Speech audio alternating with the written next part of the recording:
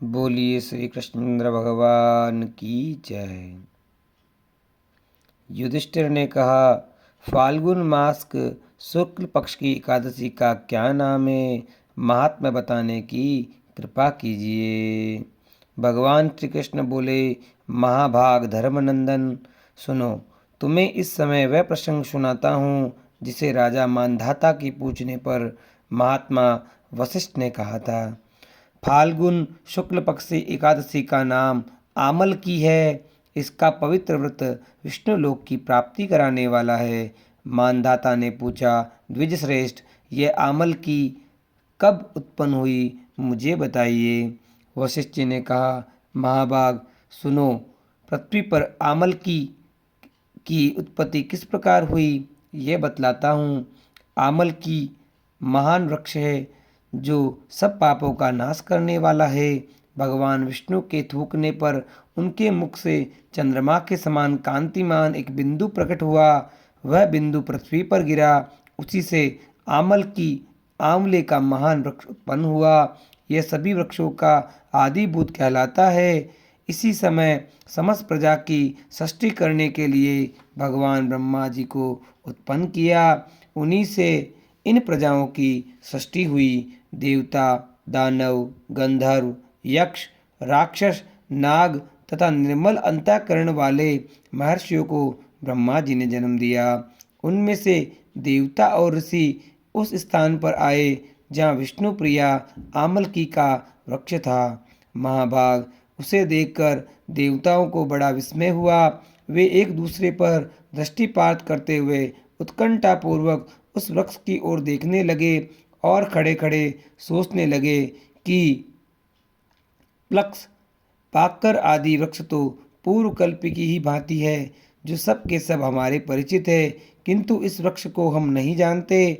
उन्हें इस प्रकार चिंता करते देख आकाशवाणी हुई, महर्षियों, यह सर्वश्रेष्ठ आमलकी का वृक्ष है जो विष्णु को प्रिय है। इसके स्मरण मात्र से गोदान का फल मिलता है। स्पर्श करने से इससे दूना और फल भक्षण करने से तिगुना पुण्य प्राप्त होता है। इसलिए सदा प्रयत्न पूर्वक आमलकी का सेवन करना चाहिए।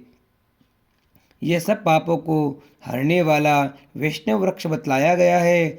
इसके मूल में विष्णु, उसके ऊपर ब्रह्मा, स्कंद में परमेश्वर भगवान रुद्र, शाखाओं में मुनि, टहनियों में देवता, पत्तों में वसु, फूलों में मरुदगण तथा फलों में समस्त प्रजापति वास करते हैं।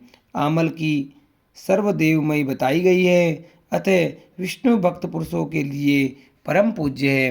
ऋषि बोले, अव्यक्त स्वरूप से बोलने वाले महापुरुष, हम लोग आपको क्या समझे? आप कौन हैं? देवता हैं या कोई और? हमें ठीक ठीक बताइए। आकाशवाणी हुई, जो संपूर्ण भूतों के कर्ता और समस्त भुवनों के सृष्टा हैं, जिन्हें विद्वान पुरुष भी कठिनता से देख पाते हैं, वही सनातन विष्णु मैं हूँ। देवादिदेव भगवान विष्णु का कथन सुनकर उन ब्रह्म कुमार महर्षियों के नेत्र आश्चर्य से चकित हो उठे। उन्हें बड़ा विस्मय हुआ। वे आदि अंत रहित भगवान की स्तुति करने लगे। ऋषि बोले, संपूर्ण भूतों के आत्मभूत आत्मा एवं परमात्मा को नमस्कार है। अपनी महिमा से कभी च्युत न होने वाले अच्युत को नित्य प्रणाम है। अंत रहित परमेश्वर को बारंबार प्रणाम है। दामोदर, कवि और यज्ञेश्वर को नमस्कार है। मायापते, आपको प्रणाम है। आप विश्व के स्वामी हैं, आपको नमस्कार है। ऋषियों की इस प्रकार स्तुति करने पर भगवान श्रीहरि संतुष्ट हुए और बोले, महर्षियों, तुम्हें कौन सा अभिष्ट वरदान दूं? ऋषि बोले, भगवान, यदि आप संतुष्ट हैं तो हम लोगों के हित के लिए कोई ऐसा व्रत बतलाइए जो स्वर्ग और मोक्ष रूपी फल प्रदान करने वाला हो। श्री विष्णु बोले, महर्षियों, फाल्गुन शुक्ल पक्ष में यदि पुष्य नक्षत्र से युक्त द्वादशी हो तो वह महान पुण्य देने वाली और बड़े बड़े पातकों का नाश करने वाली होती है। द्विजवरो, उसमें जो विशेष कर्तव्य हैं उसको सुनो। आमल की एकादशी में आंवले के वृक्ष के पास जाकर वहां रात्रि में जागरण करना चाहिए। इसे मनुष्य सब पापों से छूट जाता और सहस्त्र गोदानों का फल प्राप्त करता है। विप्रगण, ये व्रतों में उत्तम व्रत है जिसे मैंने तुमको बताया है।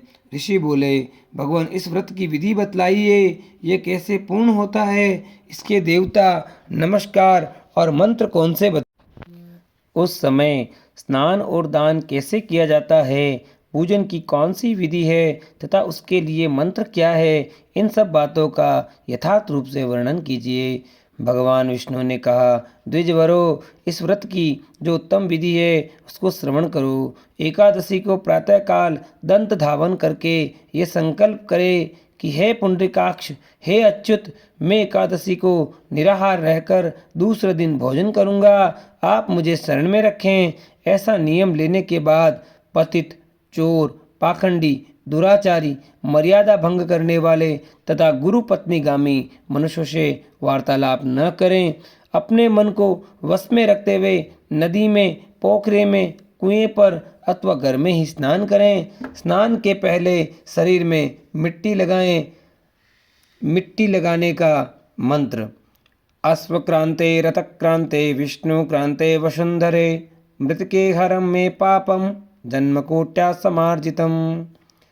वसुंधरे, तुम्हारे ऊपर अश्व और रथ चला करते हैं तथा वामन अवतार के समय भगवान विष्णु ने भी तुम्हें अपने पैरों से नापा था। मृतके, मैंने करोड़ों जन्मों में जो पाप किए हैं, मेरे उन सब पापों को हर लो। स्नान मंत्र। त्वं माता सर्वभूतानां जीवनं ततु रक्षकं, स्वेदोत्पिता जातीनां रसानां पतये नमः। स्नातोऽहं सर्वतीर्थेषु रथप्रस्रवणेन च, नदीषु देवखातेषु इदं स्नानातु मे भवेत्। जल की अधिष्ठात्री देवी माता, तुम संपूर्ण भूतों के लिए जीवन हो, वही जीवन जो स्वेदज और उद्भिज जाति के जीवों का भी रक्षक है। तुम रसों की स्वामिनी हो, तुम्हें नमस्कार है। आज मैं संपूर्ण तीर्थों, कुंडों, झरनों, नदियों और देव संबंधी सरोवरों में स्नान कर चुका हूँ। मेरा यह स्नान उक्त सभी स्नानों का फल देने वाला हो। विद्वान पुरुष को चाहिए वह परशुराम जी की सोने की प्रतिमा बनवाए। प्रतिमा अपनी शक्ति और धन के अनुसार 1 या आधे मास से स्वर्ण की होनी चाहिए।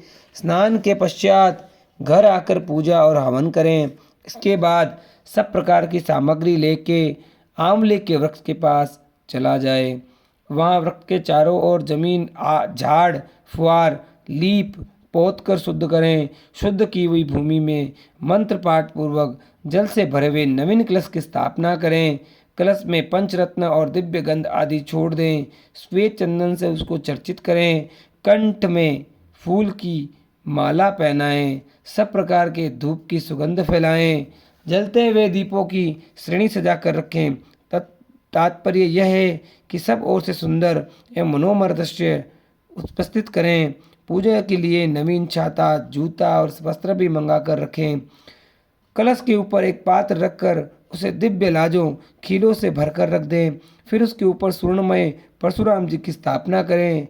विशोकाय नमः कहकर उनके चरणों की, विश्वरूपिणी नमः से दोनों घुटनों की, उग्राय नमः से जांघों की, दामोदराय नमः से कटिभाग की, पद्मनाभाय नमः से उदर की, श्रीवत्सधारिणे नमः से वक्षस्थल की, चक्रिणे नमः से बाएं बाह की, गदिने नमः से दाहिने बाएं की, श्री वैकुंठाय नमः से कंठ की, यज्ञ मुखाय नमः से मुख की, विशोक निगये नमः से नासिका की, वासुदेवाय नमः नेत्रों की, वामनाय नमः ललाट की, सर्वात्मने नमः संपूर्ण अंगों तथा मस्तक की पूजा करें।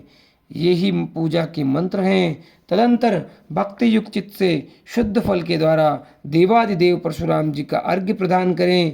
अर्घ्य का मंत्र इस प्रकार है। नमस्ते देव देवेश जामदग्ने नमोस्तुते, ग्रहणार्घ्यमिमं दत्तम आमलक्याम युतम हरे।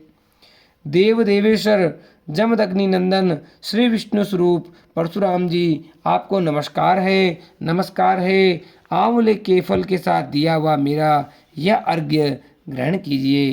तदंतर भक्ति युक्त चित्त से जागरण करें। नृत्य, संगीत, वाद्य, धार्मिक उपाख्यान तथा विष्णु संबंधिनी कथा वार्ता आदि के द्वारा वह रात्रि व्यतीत करें। उसके बाद भगवान विष्णु के नाम ले लेकर आमल की वृक्ष की परिक्रमा 108 या 28 बार करें। फिर सवेरा होने पर श्री हरि की आरती करें। ब्राह्मण की पूजा करके वहाँ की सब सामग्री उसे निवेदन कर दें। परशुराम जी का कलश, 2 वस्त्र, जूता आदि सभी वस्तुएं दान कर दें और ये भावना करें कि परशुराम जी के स्वरूप में भगवान विष्णु मुझ पर प्रसन्न हो। तत्पश्चात आमलकी का स्पर्श करके उसकी प्रदक्षिणा करें और स्नान करने के बाद विधि पूर्वक ब्राह्मणों को भोजन करें। तदंतर कुटुंबियों के साथ कर बैठकर स्वयं भी भोजन करें। ऐसा करने से जो पुण्य प्राप्त होता है वह मैं बतलाता हूँ, सुनो। संपूर्ण तीर्थों के सेवन से जो पुण्य प्राप्त होता है तथा सब प्रकार के दान देने से जो फल मिलता है वह सब उपयुक्त विधि के पालन से सुलभ प्राप्त हो जाता है। समस्त यशों की अपेक्षा भी अधिक फल मिलता है, इसमें तनिक भी संदेह नहीं है। यह व्रत सब व्रतों में उत्तम है जिसका मैंने तुमसे पूरा वर्णन किया है। वशिष्ठ जी कहते हैं, महाराज इतना कहकर देवेश्वर भगवान विष्णु वही अंतर्ध्यान हो गए। तत्पश्चात उन समस्त महर्षियों ने उक्त व्रत का पूर्ण रूप से पालन किया। नृपश्रेष्ठ, इस प्रकार तुम्हें भी इस व्रत का अनुष्ठान करना चाहिए। भगवान श्री कृष्ण कहते हैं, युधिष्ठिर ये दुर्गस वर्क मनुष्य को सब पापों से मुक्त करने वाला है। बोले श्री कृष्ण भगवान की जय।